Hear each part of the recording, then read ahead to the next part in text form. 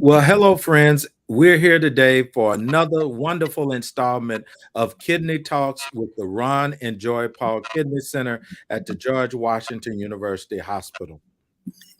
I'm your host, Reverend Kendrick Curry of the Pennsylvania Avenue Baptist Church here in Washington, D.C.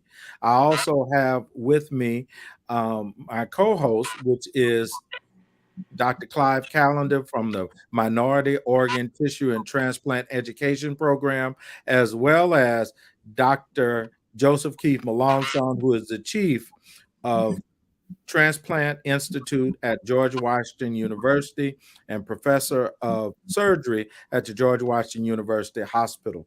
We have an exciting program for you today. We're going to talk about the gift of donation, and we are so excited about this time because we're entering that season where really giving is what it's really all about.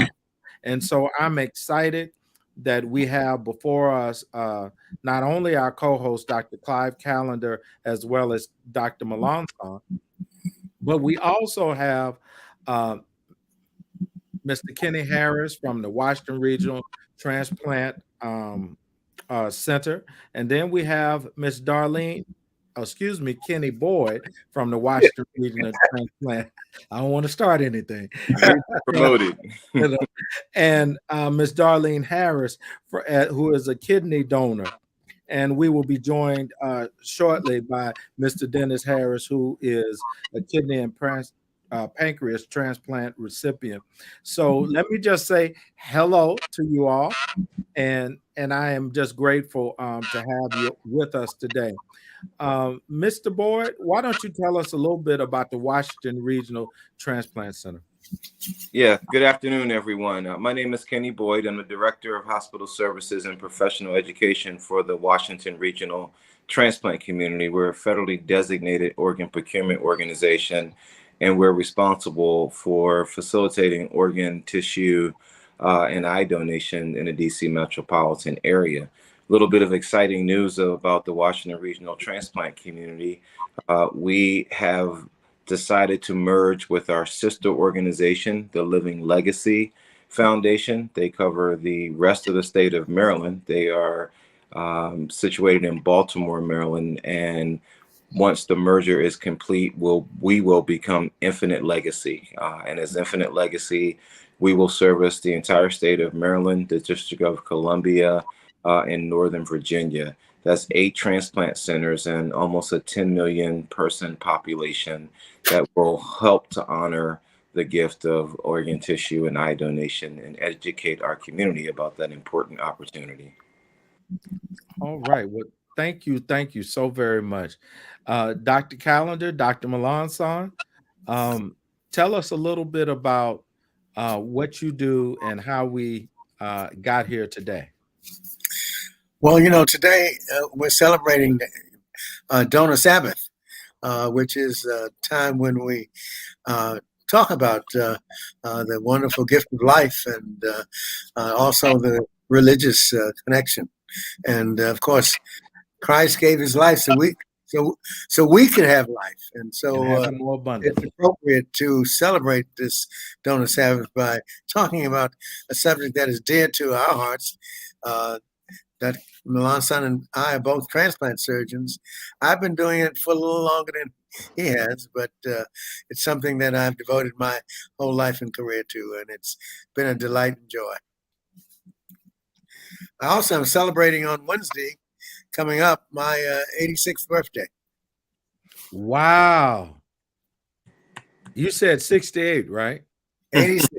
Good to see All right. Well, we'll wish you a happy early birthday, sir. Dr. Melanson? Yeah, thank you, Reverend Curry. And yeah, I just want to wish a happy birthday to Dr. Callender because, when I think about this donor Sabbath and what this is all about, of course, the donors deserve their perch on the top of this mountain because they make all of this possible. But, I want to give honor to Dr. Callender's career because, this man has been a big part of making sure that we properly honor donors and particularly donors of color. Because we have to remember, one of the major problems in this country is access to care.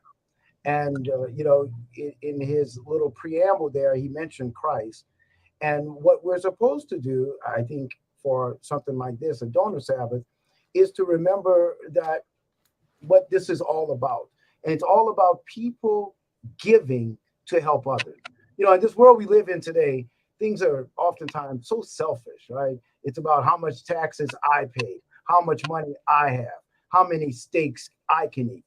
But being a donor is the opposite. It's about selflessness, right? No matter how good the operation is, no matter how good your surgeon is, you are giving up something. You're going to have some pain. You're giving up an organ in order to help somebody else. It's the ultimate sacrifice. So I'm always honored to be a part of any donor celebration, and particularly honored to be here celebrating Dr. Callender's birthday as well. So thank you, Reverend Curry. Yeah, I think that's just tremendous, and I see you still have some preaching in you after delivering that eulogy, and Dr. Callender is always preaching to the preacher, and it's good to know that we have believers that actually work with the body as well. For when we look at Scripture, we'll remember Luke was a physician, and that is very important. I do want us to take this donor Sabbath very seriously. And as we begin to think about what it means to give, we have Miss Darlene Harris here, who is one that is a giver. If we were to, one of the greatest gifts we have is Jesus Christ. I think for God so loved the world that he gave his only begotten son. So he gave us life that we might have life and have it more abundantly. And I would ask that Ms. Harris come on and begin to share, what led you to give? And first tell them not only give who you gave to, but why you're giving, why you gave in the first place. Thank you, Dr. Curry, or Reverend Dr. Curry, and Dr. Callender. Happy early birthday. I just want to say thank you for giving me the opportunity on this platform to talk about kidney donation and just transplant donation in general. I think I want to say, first of all, coming from a Christian home, one of the things that we always learned in church is about giving anyway. But when you're with family or anyone, you want to give when you've learned to grow up that way. And when my husband and I got married in 2009, I was excited to be married. And some things happened. Pretty much, I want to say within a year after we got married, he started having symptoms such as his face would blow up, just different symptoms. And I had told my mom he had started getting sick. And I said, I said, through sickness and health, but right out the gate, what's going on here? And we found out through just the water retention and some things happening that his kidneys were failing. And that kind of put us in a shock because typically, we were young. It wasn't, you kind of see things happening or people needing transplants when they're older or they're not taking care of themselves. And my husband was pretty healthy to me, and I thought we were both healthy. But when it comes to a kidney transplant or other or kidneys or any organs, it doesn't matter race, color, creed, or how old you are. And so we started looking at options, started Googling different things, trying to figure out, well, what can we do? Is the kidneys going to fail right now? What's going to happen? And the first thing they talked about was dialysis. And for someone so young, my husband is a football coach. That is not the best way for him at that time, for his lifestyle, to go to a dialysis center so many times a week. So he opted for the port dialysis, where he can kind of do it at home. And during that time, we heard about kidney transplant. And that was something new to us. And they let us know that, hey, this is a viable option for Dennis, because he's young, healthy, and that there's different ways you can give a kidney. And we didn't even know that. So in my mind, I thought, okay, hey, if I can give, did you kind of, I forget what he calls it, but it's kind of like a transplant type of thing, where I can give my kidney to someone else and someone else can give their kidney to him if we weren't a match. But lo and behold, it was nothing but God. I want to say it was the day before Easter. They called us and let us know that I was a match. So that to me was nothing but God, to go through all of that and find out that I can actually give my kidney to my husband. And it was a quick process. Within 3 months, I gave my kidney, and he turned out to be fine. And he's been going on his merry way ever since.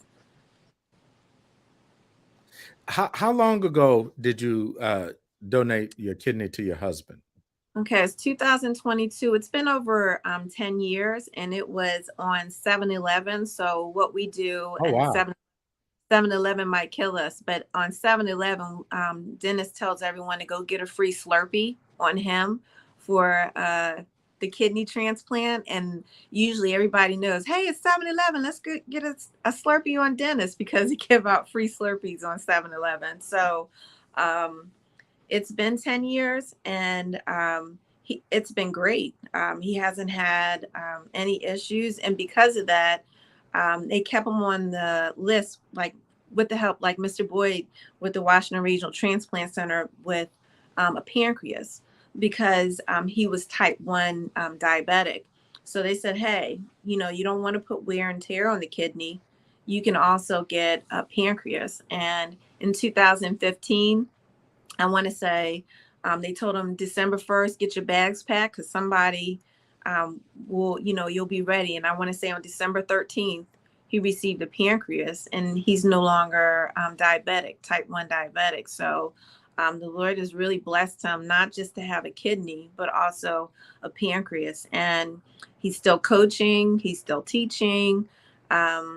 And I always mess around, because they're like, is he okay? I'm like, well, he gets on my nerves sometimes, so he must be fine. So we keep it moving. But it's been a great blessing just to see him going from being sick, because I don't think people of color realize that you can get a transplant. And going through this whole ordeal, we didn't see a lot of people who did transplants. And that's why I think within the last 10 years, we have taken every opportunity, whether it be on Facebook or going to a local church or different places, to kind of spread the word, to let people know that it's a safe procedure. It's a better quality of life.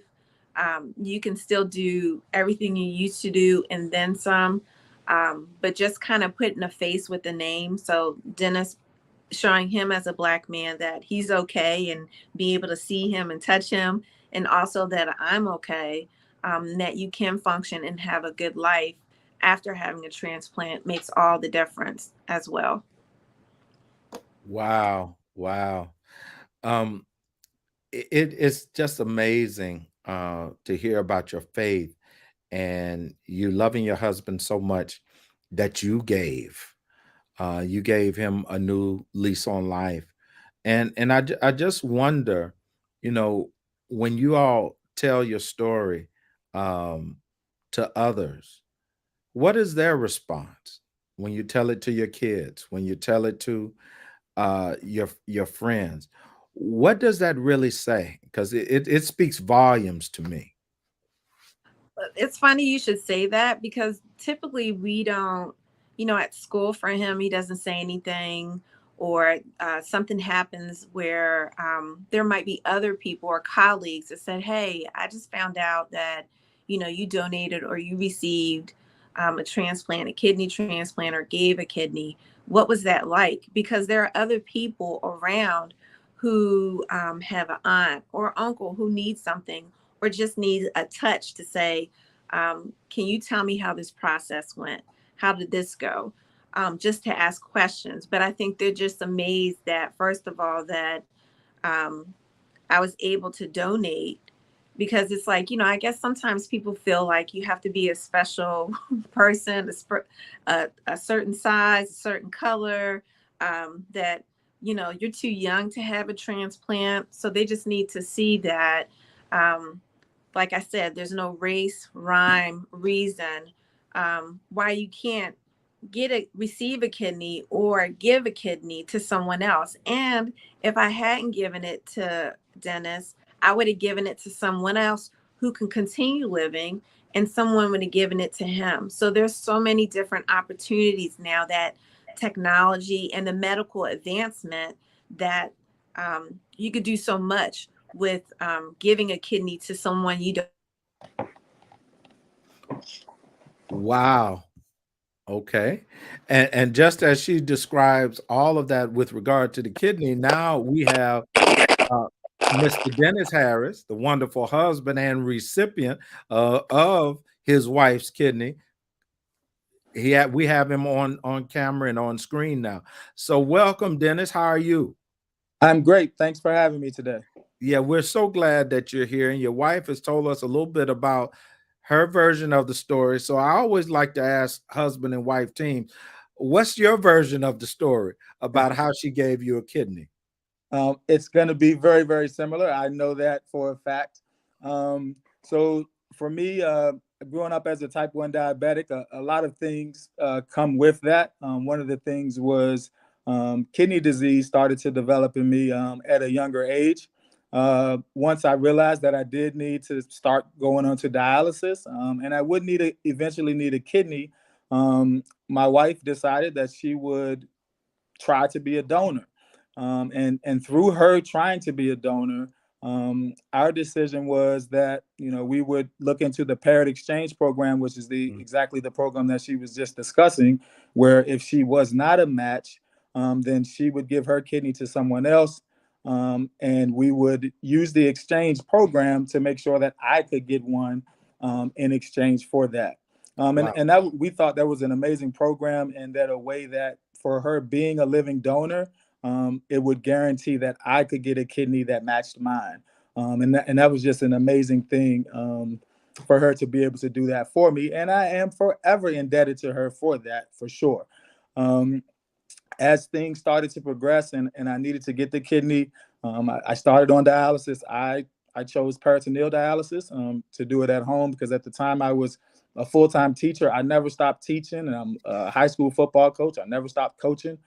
So I tried to stay as normal as possible, if you could say normal, when you're living with kidney disease. That was one of the things that I tried to do to keep me in the right place mentally, because there are a lot of things that go on when you are on dialysis and you need a kidney.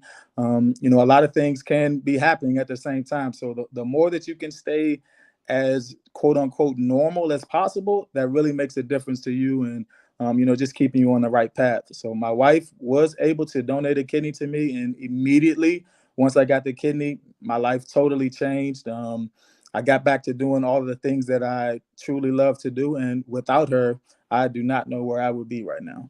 Wow. Wow. That's amazing. I'm getting ready to bring in definitely the co-host, Dr. Milan's son, as well as Dr. Callender. But I did want to ask you, you're a healthy brother. You're a football coach. You're leading folk. but nevertheless, you found yourself in need of a kidney. Yes. What can you say to those that may be in good health and may think that they're in good health to make sure that they get regular checkups and do what is necessary so that Mhm. they will begin to know? Yes, and that's a great question. And what I always say is, kidney disease is a silent killer. You can be going about your Mm. days every day as normal as possible, but there are things going on. So when doctors talk about get your checkups, do blood work, all of those things are going to make a huge difference in you being able to catch things early and to get the help that you need. Again, go to the doctors, do your checkups, because you can be fine on the outside, but there are things that are happening underneath the skin and in the body that you would have no idea about unless you can get yourself checked out. So I encourage everyone, if it's a yearly thing, make sure you go yearly. If it's every 6 months, make sure you go every 6 months, because the quicker that you can catch these sorts of things, the more options you're going to have and the better off your quality of life could potentially be. Well, I'm sure Dr. Melanson, Dr. Callender, I know you all would have us go to doctors on a regular basis. Perhaps not come to you too early, but but definitely go to doctors. Tell us a little bit about why we need to have these checkups and check for protein in the urine and all of those sorts of things, so that we don't have to see you unless absolutely necessary. Yeah, Reverend Curry, as you well know, through the Ron and Joy Paul Kidney Center, we do a lot of screening to catch people early before they have to be on dialysis. We're looking here at Mr. Harris, and it's so beautiful to see that his beautiful wife saved his life. That's right. Because, for someone like him, two things happened for him. Number one, it's the kidney that's really going to allow him to have a normal life expectancy. But the pancreas actually protects that kidney. Yes. Right? So he got 2 transplants because of, and he already told us he's a type 1 diabetic. Now, type 1 diabetes is not as often a cause of kidney disease as is type 2 diabetes, but both of them can cause kidney problems. In his case, the only advantage I would say in being a type 1 diabetic compared to being a type 2 diabetic, because he's absolutely right, kidney disease is a silent killer. But as you can tell looking at him, he is not overweight. He's still in very good shape. And so many of our patients that are type 2 diabetics tend to be very much overweight. And that's yet another cause of kidney problems in and of itself, is obesity. So we know about high blood pressure, we know about diabetes, but obesity is the third big killer of our people. Mm-hmm. So that was a little bit of an advantage for him. But the other huge advantage for him is that it doesn't sound like he was on dialysis that long. In other words, his wife stepped up and she was that hero for him. And, when I go out into the community, that's what I'm trying to impress upon people, to understand that, sure, we can put people on the list to wait for a deceased donor, a dead donor. But when you start talking about kidneys, that's a long, long list. Pancreas is a little bit different. He didn't have to wait that long for a pancreas, but that's a different situation. But for kidneys and for the other solid organs, the list is long and time is of the essence. So now you got this young man that got a kidney and a pancreas and is living a normal life, and his life is going to be a lot longer. His wife didn't just give him a kidney. What she gave him was decades of life. And that's why this is so beautiful on Donor Sabbath, because this beautiful woman, Darlene, gave him life, right? She didn't just marry him. She gave him life. And that, I tell you, Darlene, I know every Christmas, the tree probably falls over with the gift that Dennis has to give you, because you gave him the gift of life. And I tell you, for us, and I want to hear Dr. Callender's thoughts, but for us, this is what it's all about. That you did this for your husband, and that your husband, because let me tell you, I take care of a lot of patients, and it's important for the recipients to do the right thing. And I can tell, even without examining him, just looking at his face, I can tell that he's doing a lot of the right things. So that is a big part of life as well. And I hope that these two people, because these are the types of people we need out in the community talking to others, right? So Dennis, he said the right thing when he said, this is a silent killer. Reverend Curry, you've been working with us for years, and you know how many times we find people in the community with stage 1, 2, 3 are on kidney dysfunction. right. And we're trying to educate them before they get to dialysis. But Mr. Harris is right. This is a silent killer. And I hope for those young men on his football team, he's explaining to them, because that's where it starts. We find these kids that have high blood pressure at the ages of 15 and 16 and 17. And that starts that trajectory towards dialysis. So I tell you, I'm so impressed by these two beautiful people, and it's a pleasure to be on the panel with them. Yep, this love is beautiful, and what a story it is. Dr. Callender, please share with us, your thoughts with regard to just what has happened between these two, the donation of a kidney and why. And would you also talk about what's the difference between type 1 and type 2 diabetes and its impact on the kidney? Oh, thank you for the opportunity. I don't want us to miss the fact that Dr. Keith Melanson is the father of exchange transplants. That wow, probably the largest exchange transplant program in the District of Columbia. How long ago was that, Keith? That you started? That was 2009, and I think that they got transplanted through the program that I created, although they probably don't know that. But yes, 2009 at Georgetown. That's the first time I've heard somebody so humble. Dr. Melanson, so humble. I can't help it. Having created something.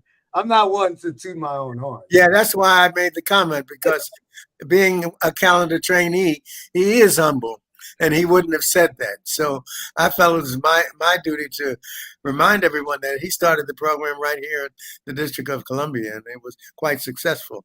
And it's interesting that they know so much about it, but they didn't know that Keith was the one who actually started it. That's amazing. But responding to what you asked about type 1 and type 2 diabetes, I have friends who are type 1 and type 2 diabetes, but type 1 is the one that you usually get as a child, and we're making that diagnosis of type 1 often in adults now. And what it means is that your pancreas is not secreting the important hormone, insulin, because it doesn't have any. This is different from type 2, where you have insulin, but the insulin is not acting normally in the body, and so your body can't use it. So type 1, you have no insulin. Type 2, you have insulin, but it isn't working right. And that's an oversimplification.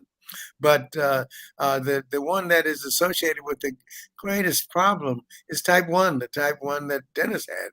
And so that's the one that responds even better to pancreas transplant and the kidney transplant, as you mentioned. And so it's just thrilling to hear this story about how you actually conquered two diseases, kidney disease and diabetes, although the diabetes is what caused the kidney disease as well. But this is a wonderful story that highlights the importance of knowledge. You as a peer had the knowledge to know about the exchange transplant program. But in spite of it, when she went to do that, she found out that she was a match. And what a wonderful surprise and what a present. And so it's just a delight to hear the two of you talk about a miracle in many ways. Yeah, she's a match in more ways than one for for Brother Dennis. So that Right. works out well. She said I do, and she also said I did. So she did all of that. What a wonderful, wonderful story. Mr. Boyd, you know, you play a very important role in all of this. And your center is very key to making sure that people that are in need of organ tissue, all of that donation, have opportunity to get it. What would you tell our people about donation and why in terms of this act of giving? Yeah, so I think one of the things that two people that I respect tremendously, Dr. Melanson and Dr. Calendar, pointed out is that the wait list is so long. You know, there's more than 100,000 people waiting nationally for a transplant, and more than 2/3 of those people are waiting for a kidney transplant. Organs are allocated based on how long someone's been waiting, but some organs, like the kidney, also take into consideration genetic matching. And so when people who look the same donate, then people who look like them have a better chance of receiving. And not everyone is lucky to have the type of loving support that the Harrises have displayed today. They validate everything good about mankind, but not everyone has the ability to receive an organ from a family member or a friend. And those people on that wait list, and that wait time could be 3 to 5 years or even more, depending on your blood type. So if you ask me what is important, it's important for everyone to know that organ procurement organizations like the Washington Regional Transplant Community work with the community to educate you about your ability to be a hero even after death. And that comes in the way of making a decision to be a donor. You can document that through a gift registry or through a donation card. And that ensures that if something happens to you, then one of those more than 100,000 people on that wait list have an opportunity for a new lease on life. One organ donor can save as many as 8 people and then impact hundreds others through the 100 or more others through the gift of tissue donation. They can restore sight. They can help people avoid amputation through bone grafts. Dental procedures use donated bone. All of those are meaningful gifts. But the one thing that I've been encouraged, and it always validates me when I'm in your presence, and I spent a lot of time with Dr. Calendar, but from a faith and spiritual standpoint, I will begin my 30th year in this industry in January. All of them getting to learn from great people like Dr.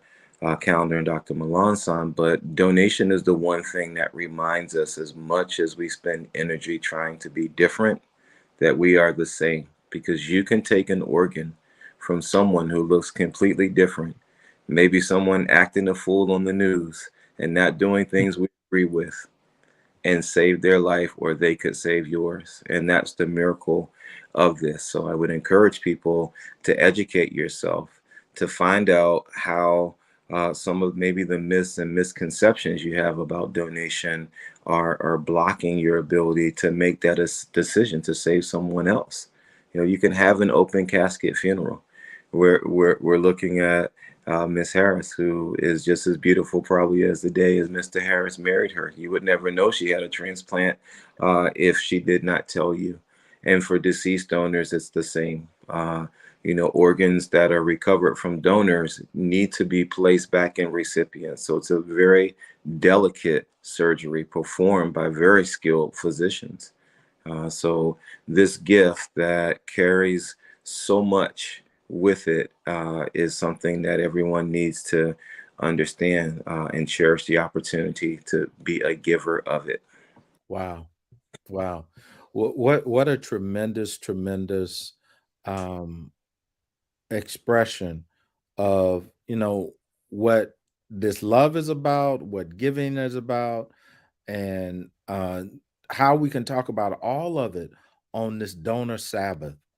I'm just wondering, Dr. Calendar, if, we can say something important to our audience to not only encourage them, and I do encourage them to raise questions, but to really say something about the role of a regular their faith in this whole process of donation, and having some sort of regular cadence of centering or some such thing that would enable them to really begin to appreciate even more the rhythms of their body. Well, one of the things that I think is important is the point that you're making, that we have an opportunity in the community to make a difference. This is a difference that has been made already, but needs to continue to be made, so that this is something that the community can wrap their arms around. Because sometimes people are afraid to talk about death and dying and giving in life and in death. And I think this is something that should become a topic of conversation at the dinner table, at the Thanksgiving time, at Sundays on Christmas time. The fact that we all can make a difference. We haven't talked to Darlene about the spirituality of the gift, the mental hero situation that is present. One of the things that I've learned being involved with donors for almost 50 years now is that there's such a tremendous high from being a donor. And the fact that you have actually been a hero. I mean, we see these superheroes, but nobody's a greater superhero than Darlene is. You can talk about a Spider-Man and all these so-called heroes. Darlene is the hero. And you too can be a hero. Now, I think looking out for yourself, you need to get screened, getting your urine test periodically. Just find out if you have protein in your urine. And then have your checkup. But remember, if you have protein in your urine, that's the first sign of kidney disease. So let there be a warning. Don't let your doctor tell you, oh, it's okay, we'll watch it. No, let's study it and find out what's caused it and then treat it. So to prevent you from going from having an early form of kidney disease to having end stage renal disease. And so this is something that we should share with our community and make sure our community recognizes that this is something we should be talking about all the time.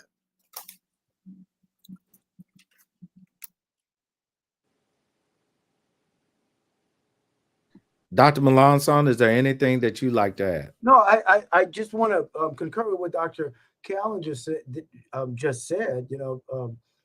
Asking the question to Mrs. Harris, it would be nice to hear her input about the spiritual journey for what she did for her husband, because again, we're on the other side in the sense that I've seen it up close and personal. Mr. Boyd talked about the donors in the hospitals, the deceased donors, which, again, he's being a little bit modest. One of the gifts of Mr. Boyd is that for years inside that organization that he works for, he was the person that went to people of color. Because, Dr. Callender's whole career is based on getting people of color to donate.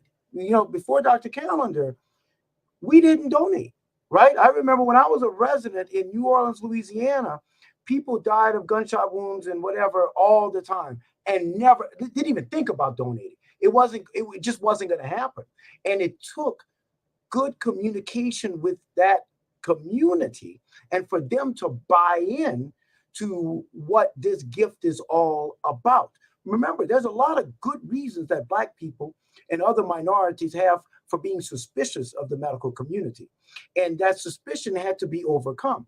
Dr. Callender, that's how he's built his career. He's built his career around that. But it took people at the front, where the rubber meets the road, on the front end, people like Kenny Boyd, who used to go out and talk to those families and get them to understand that this is important. Like he said, the only way you're going to help people that look like you is for people like you to give, not only after death. And the new challenge that we have is getting enough people, because we've overcome in so many ways. We've overcome the barriers after death. Again, to the good work of Dr. Callender. Our new challenge today is getting more and more people to do what Ms. Harris has done. And that's why her story is so important, because it's perplexing and sometimes bewildering that people that are in her situation are in the situation of having a brother or a child or a mother, and they don't step up. Right. And we see this more prevalent in other communities. So here we have this beautiful African-American couple. And I want to hear from Ms. Harris, because her story becomes important for others to go, oh, well, maybe I should step up. And this is something obviously safe, because look, she's very healthy today. But what can she tell us about what could be the barriers, and how can she help us overcome the barriers that remain in the community? Well, I think when you talk about the spiritual, I think that's easy for me. And that's why I jumped to do this broadcast in particular for Facebook Live, because I come from a loving, Christ-like home. So to me, we were raised that, Jesus gave his life for us. So that's the least. To me, I had two. I had one to spare. Why wouldn't I give? Even if it wasn't, because I didn't know that I would be a match for my husband. But to me, I could give someone else. Especially to me, I feel like the biggest barrier for Black and Brown people is that they feel that they cannot, like Mr. Boyd said, on your license, they're like, oh, I'm not going to be a donor, because if something happens to me, they're not going to resuscitate me, and they're going to take all my body parts. Okay, listen, this is 2022.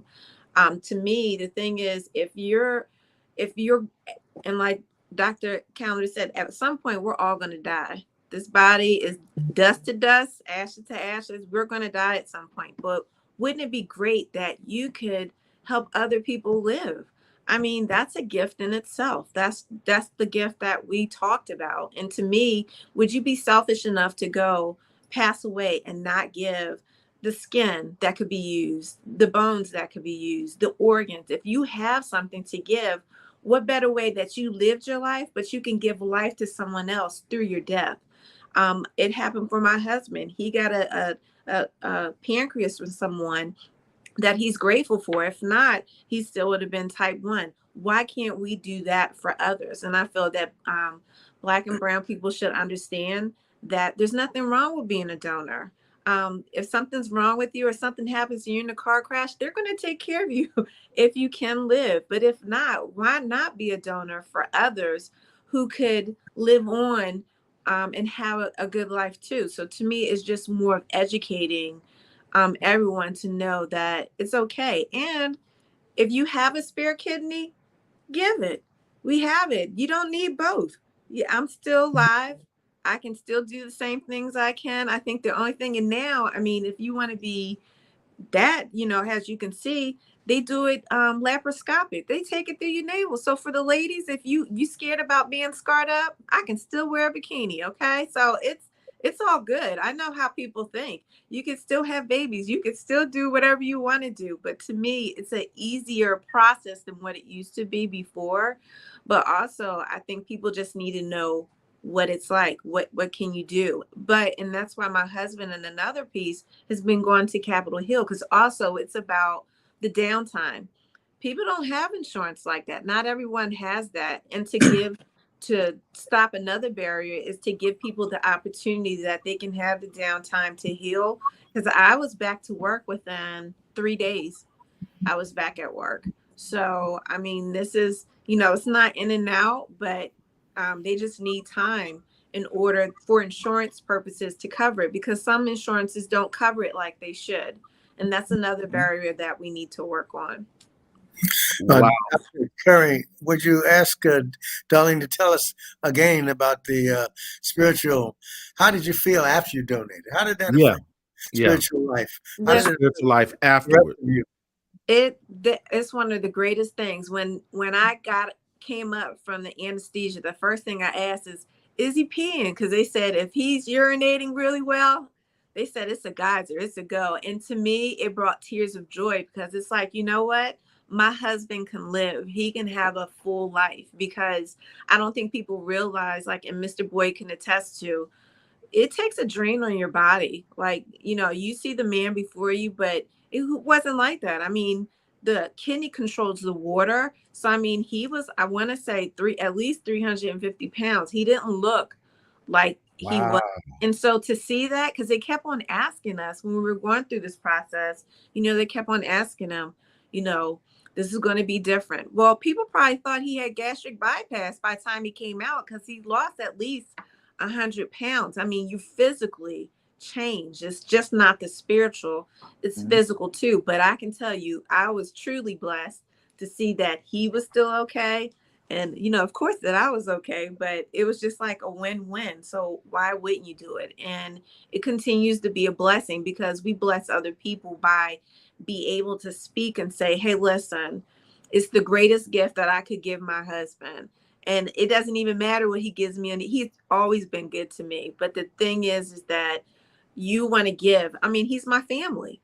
I would have been fine giving to someone else, but this is my husband. So, you know, this is something to me. We're attached. My little kidney and this big man, we're attached. So he can't leave me till death do us part, and I see him in heaven. So he's stuck with me basically. So Well, look, you've incarnated what it means to become one flesh, where the two become one flesh. You literally have helped that happen. And I can say to you, Brother Dennis, that he that findeth the wife findeth the good A thing good thing. and obtains favor. And so from the Lord. So you've gotten some great favor from the Lord, and with your good thing that you're going to be with till God says otherwise. I just wish you all well. There's a question in the chat that asks, is there a live donor list? Doctors and Mr. Boyd, I think you all can answer that. A live donor list. The way live donor works is usually you come forward and then your donors come forward for you specifically. Like in this case, Darlene came forward for Dennis.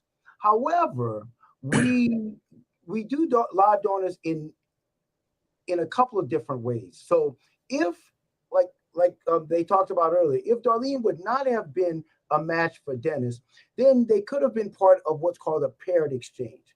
And what paired exchanges are, it's when someone's donor comes forward and they don't match, and you can do a bit of an exchange. So, you know, if I'm trying to donate to my wife and we don't match, and Darlene doesn't match Dennis, then I can give my kidney to Dennis, and then you know, Darlene can give her kidney to my wife. That's called the paired exchange. In addition to exchanges, we also have what's called non-directed donors. Now, these are people, just good Samaritans, just good people. I mean, here we are, we're talking a lot about spirituality. These are people that God has just told them, go out and donate, just give to anyone. And you know, I'm so lucky because we do at least 5-6 of these transplants per year, where people come forward and they just want to donate to anyone. A lot of times we'll plug them into a paired exchange. But to say that there's a list of live donors, like on the deceased donor side, then no, that does not exist. On the deceased donor side, what we have is, like, Dennis would have been a candidate to be put on a deceased donor list. That's how he got his pancreas. So he's on the list, and the computer like lets him percolate to the top of that list while there's a bunch of donors. People die every day. And if they've put on their driver's license and if their families say it's okay for them to donate, then organizations like WRTC that Mr. Boyd works for, they work locally with these people that are on the list locally. And when they die, then surgeons will go in and remove their organs at the time of death in a typical sort of surgical operation, and then take those organs for people that are on the list. But there's not a list of people that of live donors per se, like we have a list of people that need transplant. Live donors are typically tied to the people that they're going to donate to. All right. Anything to add, Mr. Boyd? No, Dr. Melanson is very good at his job and mine. So Well, this is a wonderful thing. I did want to go back. I wrote a question down earlier. Dr. Melanson, you were speaking of the beauty of the fact that Dennis had not been on dialysis that long. Right. And so that related to the whole understanding of time is of the essence with regard to that. What are those time limits that we're talking about with regard to being on dialysis and transplants? How concerned should we be about that? Well, yeah, the clock starts ticking once you get to end-stage renal disease, and it really starts to accelerate once you're actually on dialysis. Now, you have to understand that, the caveat is, back before the 1960s, once you developed end-stage renal disease, you just went to sleep and never woke up. So the whole idea of keeping people alive with renal failure is a relatively modern concept because, so much of the work that people like Dr. Callender and his progenitors did was making sure that, first of all, people have access to dialysis. Let me tell you, you go outside, you go to a third world country, and it's still like it used to be in the United States before the 1960s. Unless you have a lot of money, you're not going to be kept alive if you need dialysis. So the first step is, making sure you have access to dialysis if you need it. Now, dialysis keeps people alive, but not in the same way that a good kidney keeps people alive. Mm-hmm. So once you're on dialysis, it accelerates all of the problems that led to dialysis in the first place, primarily vascular disease, primarily in diabetics. So if you look at all groups of people, diabetics on dialysis have the shortest life expectancy. So that's why you can take a young brother like Dennis, and although he was relatively young, but like his wife said, he was ballooning. He was gaining all this water weight. He was in a state of unhealth. He was in a state of being very unhealthy because his kidneys were failing. If you would put him on dialysis, which is what happened, every year he's on dialysis, his vascular disease is accelerating. Anyone that has diabetes is going to have some degree of vascular disease. Every year on dialysis, that vascular disease is accelerating. So it's not uncommon for people that have been on dialysis for 3, 4, 5 years, even people that are in their 30s and 40s, to drop dead of a stroke or heart attack, because that's what happens when you don't have good kidney function. So that's why I'm saying, when Darlene gave him her kidney and he transformed on the outside, he transformed on the inside as well, because that vascular disease at least stayed stable. It didn't worsen. And that's what she gave him. But here's the question that I have, Reverend Curry. Darlene is so obviously Beyonce. So is Dennis Jay-Z? I'm just asking. I just, it's obvious. Obviously, yes. We can't be unequally yoked. That's See? I'm just saying. She's preaching. She's preaching. Yeah. Look, Dennis, I did want to ask you, if you don't mind sharing, how long were you actually on dialysis before you actually received your transplant? Okay. So I was on dialysis for roughly 4 months. Okay, 4 months. So once I got myself set up with peritoneal dialysis, so I went to my trainings and all of that, trying to get myself ready to start it. We got the word about, I would say, 3 weeks after starting, we got the word that Darlene was a match for me.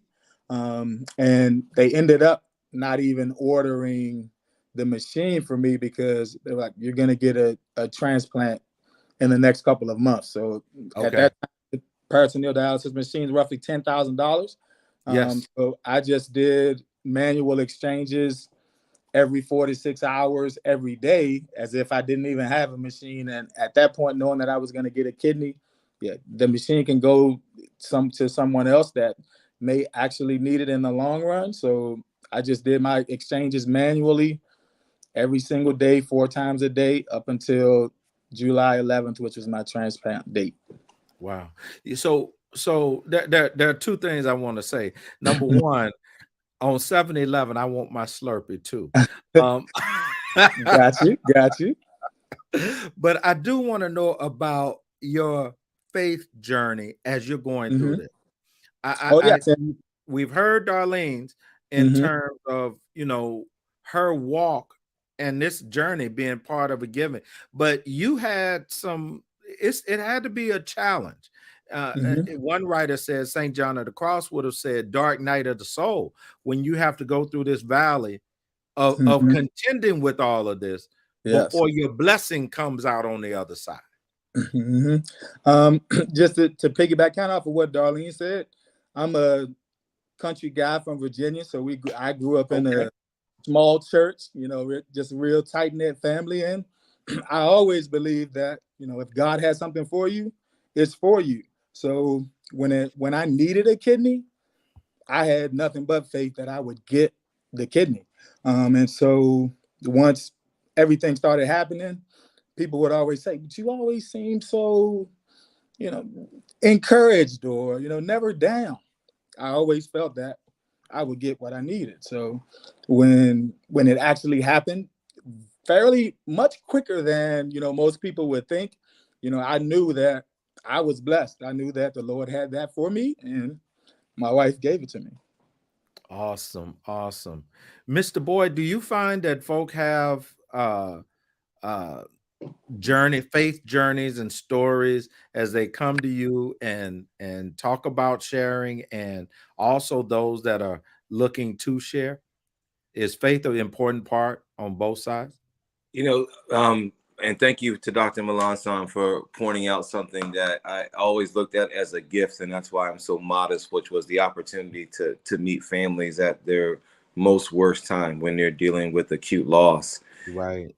When I'm out in the field and in that previous role, I was at a place where I probably had to introduce people to faith more than I had an opportunity for them to receive it. And I think that's why I've always felt like my career was a blessing and a calling more than it was a choice.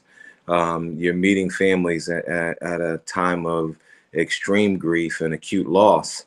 And what you have is an opportunity to minister to them. And then part of that ministry is to teach them that in pain that you can give, and in giving that you can receive comfort. And so that is the benefit that I can speak to directly. My opportunity to be in the place where I was supposed to be each and every time that I was there.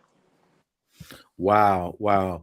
I do encourage those that on Facebook Live, you've just heard something.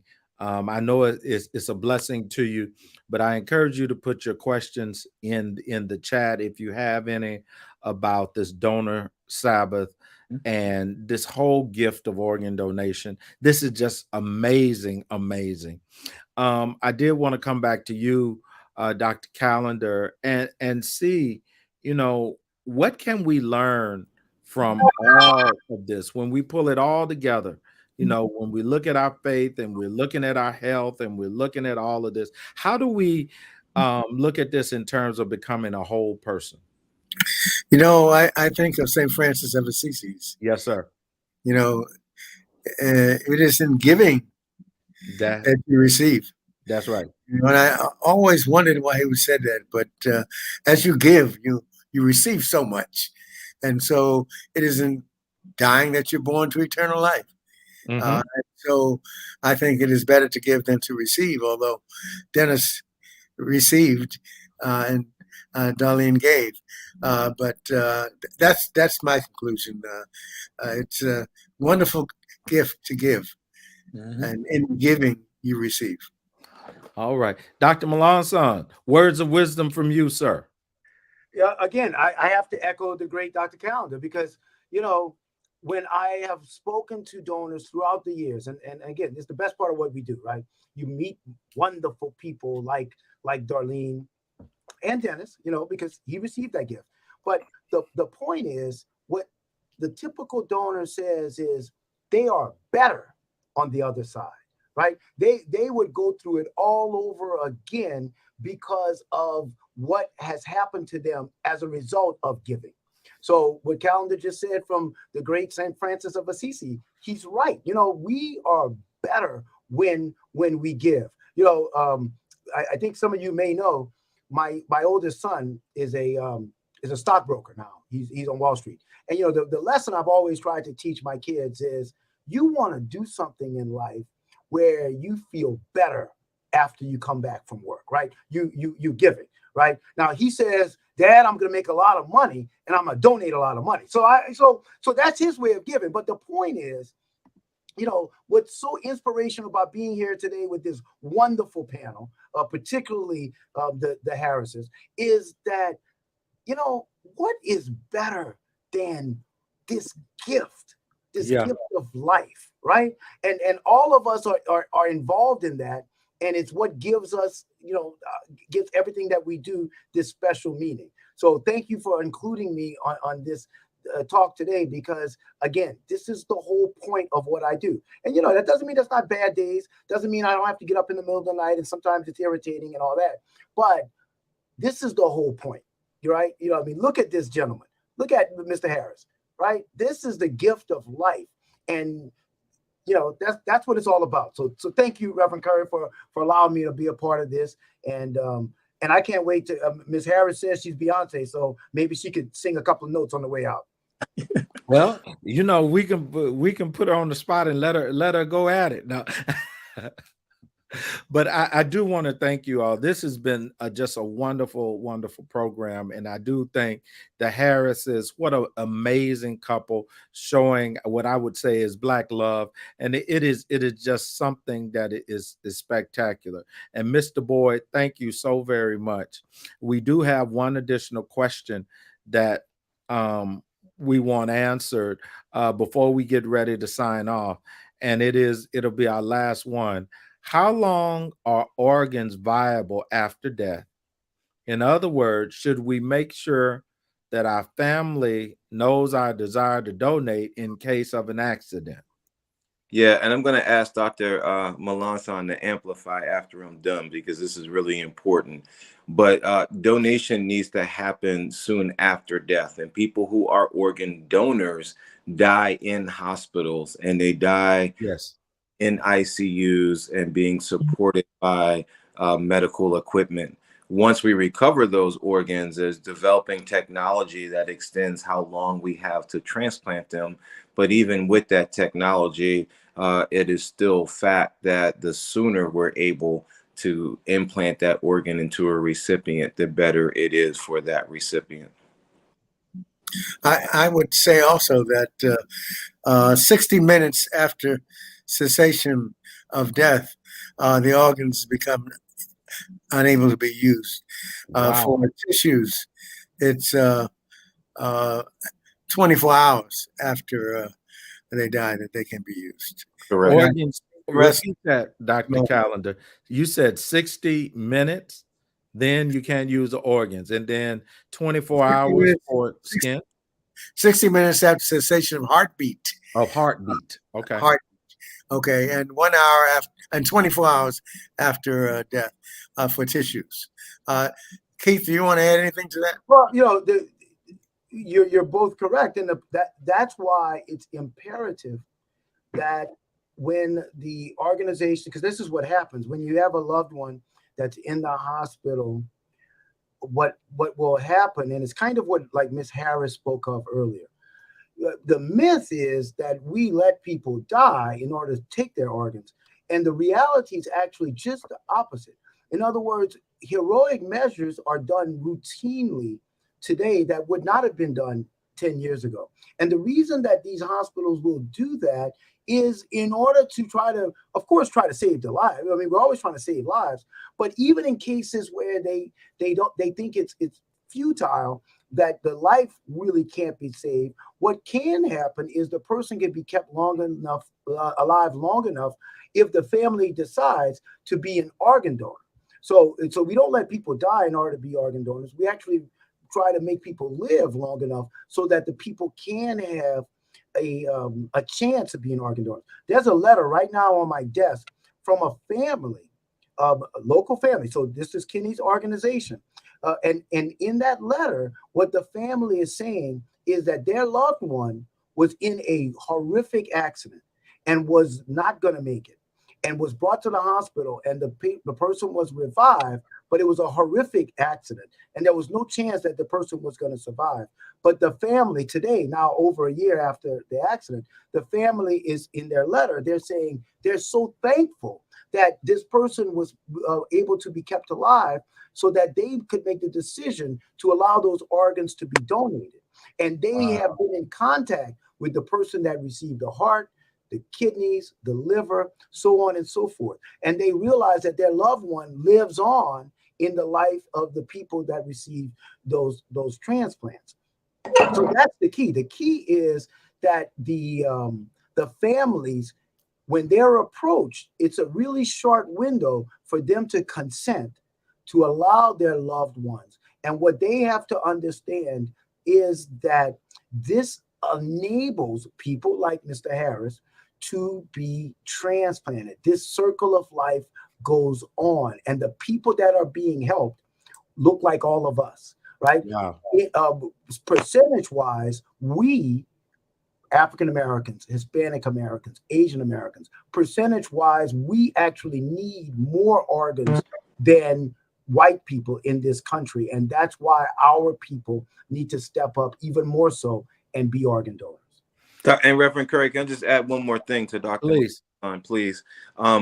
Did a great job as the Dr. Calendar explaining, and we probably should dedicate a whole nother session to talking about what happens in the hospital and leads to someone being able to be a donor. But just because we live in a world of sound clips and short attention span, I want everyone to understand that we only recover organs from deceased patients. Okay. So when someone comes into the hospital, and Dr. Melanson did a great job, and it answers something that Darlene said about a misconception. Hospitals exhaust all measures to save a life, and then they notify my organization, who partners with them through the end of life process to offer families the option of donation. And that process takes place after death is declared, one or two ways: because your heart stops beating, like Dr. Calendar explained, or because you lose all function of your brain and you are just being artificially maintained through machines. So we only recover organs from deceased patients is my sound clip, please. Yeah. Well, I do thank you for WRTC. They've been a blessing even in my family with my mother-in-law who donated. And you all have my wife that's working as an ambassador and part of the community advisory board, and we're sold on it. So I'm grateful for all that you all have done.